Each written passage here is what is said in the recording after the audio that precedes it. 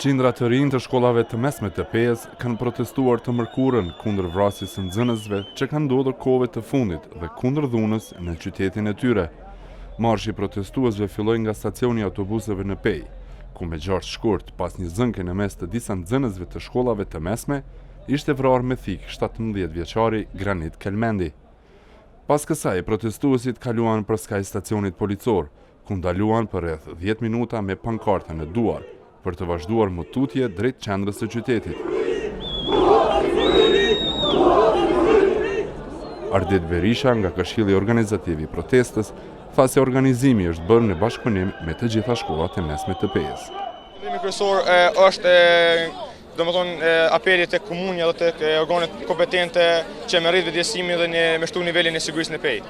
Shohim që Peja ka momentalisht po ndodhin shumë vrasje, edhe kërkojmë nga ata të jenë më përkushtuar, edhe të jetë një lloj më siguri në Pejë.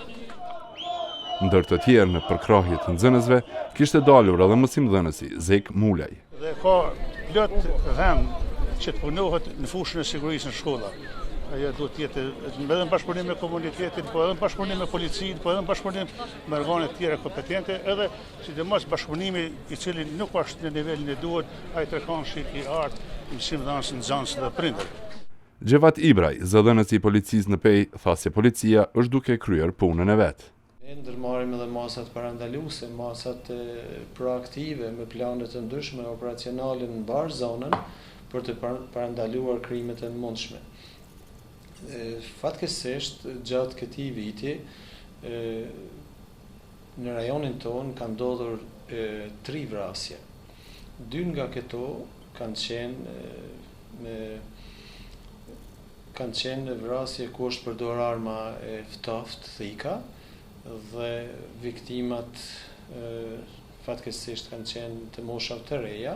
Mirëpo policia ka ndërmarrë masat e nevojshme më njerë dhe personat e dyshuar janë arrestuar. Në rastin Kurse në anën tjetër, kryetari i Pejës Gazmend Muhaxheri, ditë më parë pati thënë gazetës Jeta në Kosovë, që edhe qytetarët edhe komuna ka kërkesa më të mëdha prej policisë për të qenë më efikase dhe më shumë në nivel të detyrës.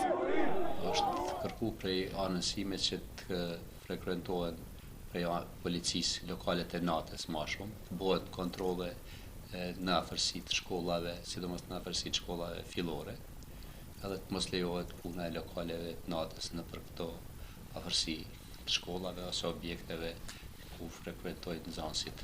Përveç Granit Kelmendit, më 24 janar të këtij viti, 23 vjeçari Dardan Berisha, nga fshati Qyshk i komunës së Pejës, kishte mbetur i vrarë pas goditjeve që kishte pësuar me thik nga një bashkëmoshatar i tij. Më 16 tetor të vitit të kaluar, një 17 vjeçar nga fshati Bllagaj i komunës së Pejës ishte therrur me thik nga bashkëmoshatari i tij, duke mbetur në vend pa shenja jete.